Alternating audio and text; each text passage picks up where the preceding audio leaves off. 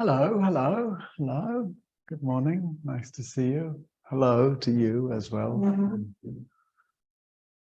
Yeah, nice to see some familiar faces, some unfamiliar faces as well.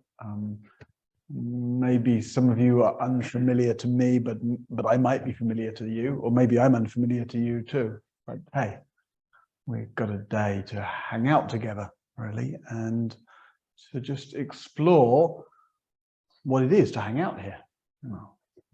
That's essentially what we're doing all the time, more than anything else.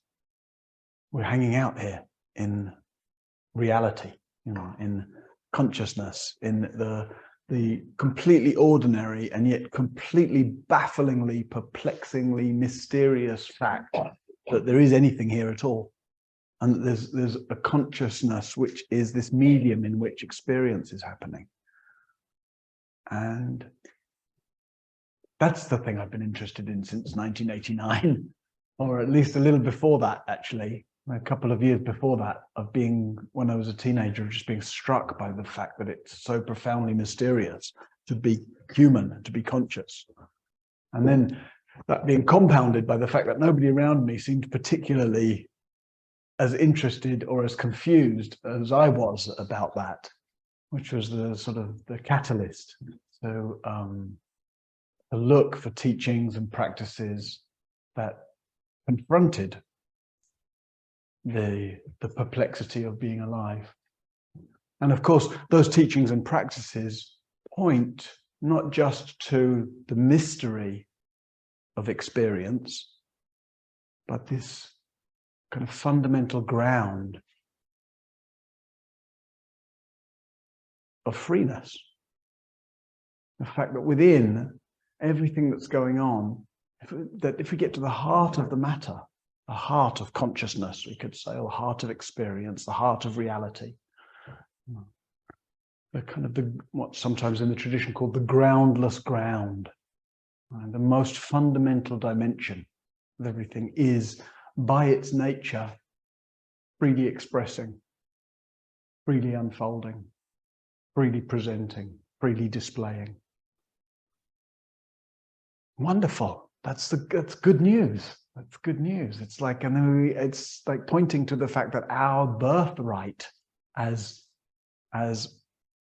locations of reality or consciousness is to discover and taste and increasingly trust and rest into and know ourselves as this fundamental freeness.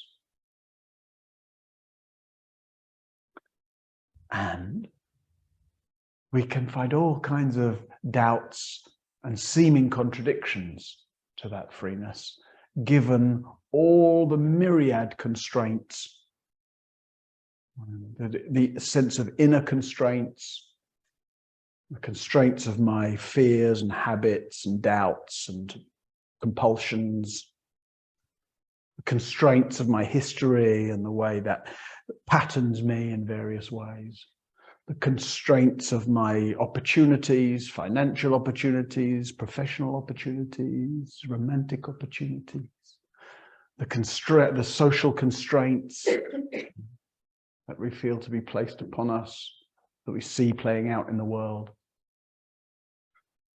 So that's little bit the ground of the day, is looking at fundamental freeness in the light of myriad constraints. A free life in a constrained world. And maybe you just came along because you had a free Saturday and you like this kind of thing. Or maybe that you've been reflecting a little on the title. I'd like to think you have. I don't know if that's the case. I'd like to think that the last 2 days you've been burning up with like tracking freeness and constraint. That's really what I think what an alive transformational practice is. It's really not related to, of course, it makes a difference to meditation, like actually the formal aspects of a practice. But mostly it's letting ourselves just keep swimming in the water of, keep being alive with the questioning of some essential theme. Freeness and constraint, right, is an essential theme. The mystery of being alive and conscious, an essential theme. And the way that's alive, at least in the background of our awareness, while we're doing anything at all, while we're walking along, while we're in the street, while our usual kind of mind stream is going on its merry way, etc. In a way, we just keep a kind of some sort of background level of confronting ourselves with experience. It's really, that's at least in my experience, that's how teachings and practices kind of reveal themselves, how teachings reveal themselves and sort of integrate into the life. So that then the sense of the formal practice, like we gather today for some formal practice, right? We'll do some meditation together, etc. And informal practice can become more and more seamless. You might just reflect for yourself, well, since you meditated this morning, if you did, maybe you didn't need to today because, hey, I'm going to do it when I get there. I'm going to do it when you get here, so you can give yourself a free pass on your morning sitting. But just reflect for a moment, what's your sense of practice been? Just on the way here. What's been, what was alive in you this morning? And it may be that nothing, maybe not, maybe that you were just actually thinking about something else on the way here. Or it may be, I don't know, that you can find a thread in something that's alive, or it may be that there's just the flickering, right? Being caught up in one or other preoccupation, but in the flickering of recognition every now and then. Of course, that's really helpful. That flickering of recognition that shows us, oh yeah, that's what mind is like. It keeps moving. Mind is, our attention is habituated to seeking various threads, various compulsions and fascinations. And yet, the immediacy of things is much more primary than that. And so however lost we get, every now and again, actually quite frequently, we keep waking up to the fact of having been lost. Life's immediate awakeness and freeness actually keeps reasserting itself again and again and again.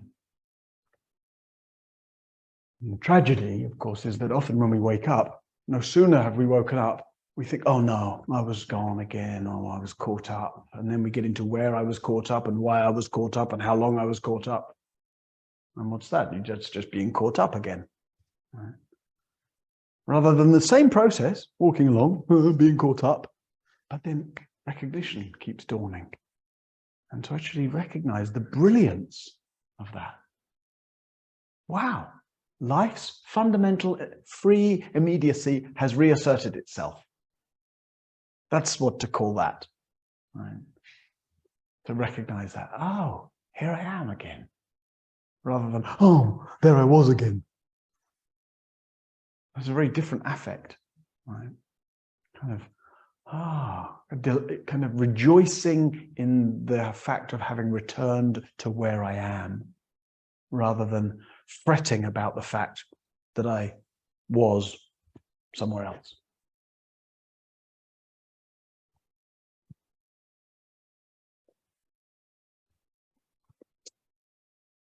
So, I had just a little bit of an idea for the day. I sort of want to leave it open to see where we might go with the theme. What kinds of interest or questions or anything might arise for you. Like I say, I think it's very fundamental. Freeness and constraint. My general sense is that this morning will be a little more around practice and this afternoon more around teachings. So we'll just do some sitting and walking, and I'll keep pointing to the theme a little in our practice. And then in the afternoon, I'll offer some reflections, and we'll see, but they might be a little more kind of philosophical or theoretical than usual. Maybe we'll touch on things like the existence and non-existence of free will, which is, which in some ways I hesitate to get into, because the tendency can be to get a little abstract and theoretical. So let's see if we can explore what is free and what isn't free. What's free in us and what isn't free? What's free about the way the world presents and what isn't free? And how do we get into trouble in misunderstanding freeness and constraint? How do we get into trouble in looking for freeness in that which is constrained? And how do we get into trouble by assuming constraint in that which is free? And we'll see if we can explore, and I'll take a little bit of responsibility for that. We'll see if we can explore that thing without getting too carried away in abstraction. See if we can explore in a way that we can find maybe real responses or resolutions to those questions, although they may well be resolutions that are not logical, not rational, not satisfactory, actually, in a philosophical sense, but that point to something real. And so just as a way in, before we have some sitting time together, right now, just give a moment's thought to how constrained you feel. What feels constrained in your life? It might be just physically, maybe you've got some physical injury or difficulty that reminds you of physical constraint. Right? We're all constrained physically in various ways. We're constrained by aging, sickness, and death, right? And as the Buddha kept pointing out. And the unreliable way in which we go down that inevitable path towards and through sickness and aging and death. You may be constrained by all kinds of other circumstances. You may be very in touch with financial constraint. Right? Sure, there's a whole variety of different situations in the room, but given the general economy, given the general squeeze on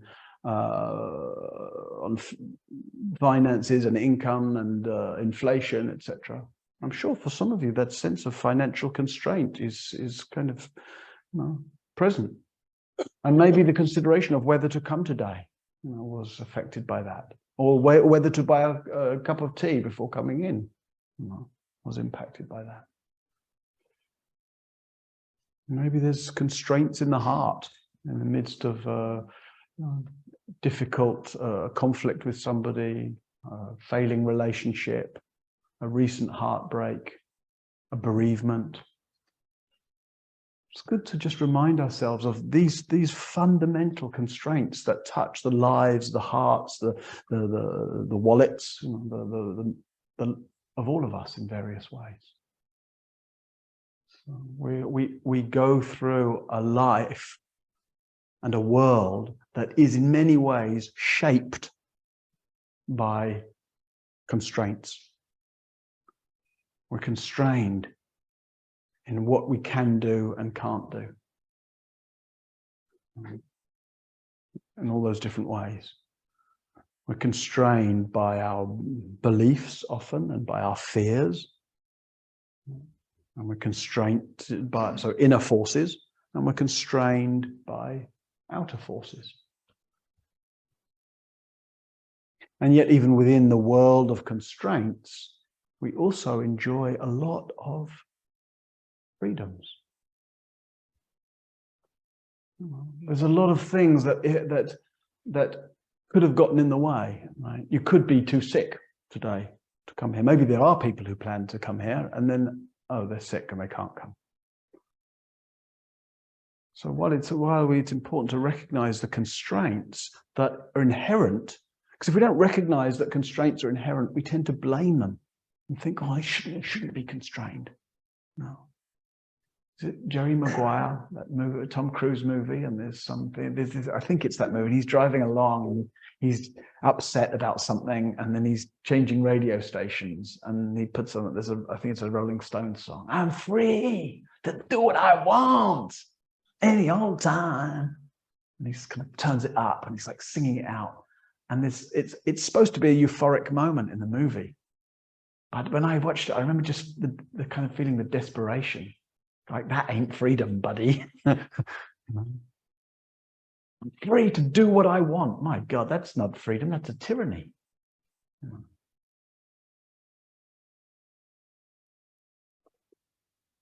So, kind of recognize constraints of various kinds are normal, so that then when we get sick, for example, it's unpleasant, it's uncomfortable, but it's not wrong.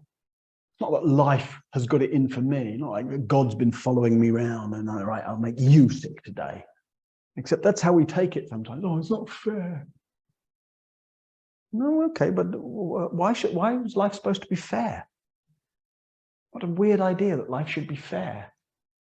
Right? In other words, life should organize itself around my wishes and preferences. That's what fairness would be. Wow. That's pretty hubristic. No, life isn't fair, nor is it unfair.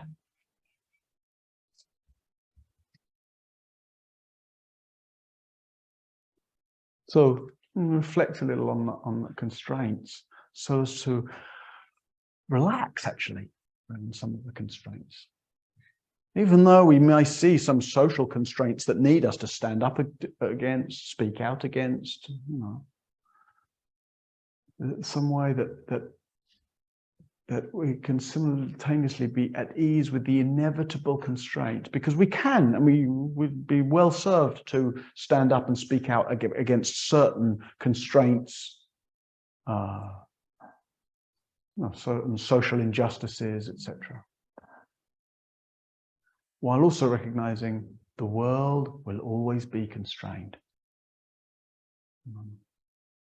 And so there's a kind of relaxing in the fact that you and me and everyone will always be coming up against biological constraints, psychological constraints, social constraints, existential constraints.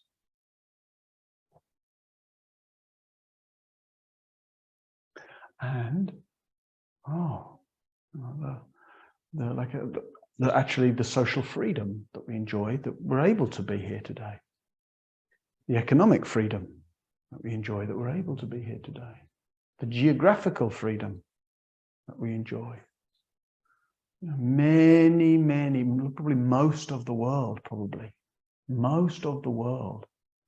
doesn't enjoy as much economic, social, geographical freedom. Yesterday was the 1-year anniversary of the war in Ukraine. And of course, there's those kinds of constraints and oppressions and suffering are widespread all over the world. But often the war in Ukraine, partly it's reported more widely, and I think it's partly because it's just on the same continent. Actually, I'm not sure about if Britain counts anymore as being on that continent. Where I live, we're on the same continent. I live in France. You can figure out for yourself. I'm sure some of you at least fervently still wish to belong to the same continent, but let's not get into that. Anyway, geographical proximity means that that's the reporting of that, and maybe you've been exposed in reading about that, of the extreme constraints, extreme suffering. So equally important to recognize the fact of being able to show up here. Actually, within the world of constraints, all the inner freedoms and outer freedoms that allow us to be here. And the way we reflect on that, it's like, oh, wow, let me make good use of this opportunity. the biological opportunity of being in this degree of good health. Right? The existential opportunity, just that one has actually a heart and mind that's susceptible to teachings and practices like this, that even has a vision of liberation, of freeness. A lot of people's inner constraints don't really allow them to even imagine a way that their life could be freer. And then all the outer freedoms. It's like the myriad, we could evoke limitless fortunate conditions that allow you and me to be here right now. And so, just letting ourselves take in the blessing of that. Because often what we do is we either just take it for granted, just sort of ignore it, walk down the street as if it's a normal thing to be able to walk down the street, forgetting that it's the result of sufficient good health and all kinds of, inner and outer supports that allow that to happen. Or we reflect on it, but there's some sense of guilt. Oh, if others don't enjoy these same sorts of freedoms, somehow should I be able to?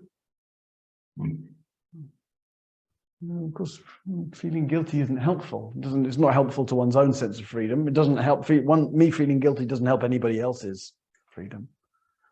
Much more appropriate to take in the blessings of one's good fortune right now. Who knows how long it will last? Whatever fortunate condition we enjoy, who knows how long it will last?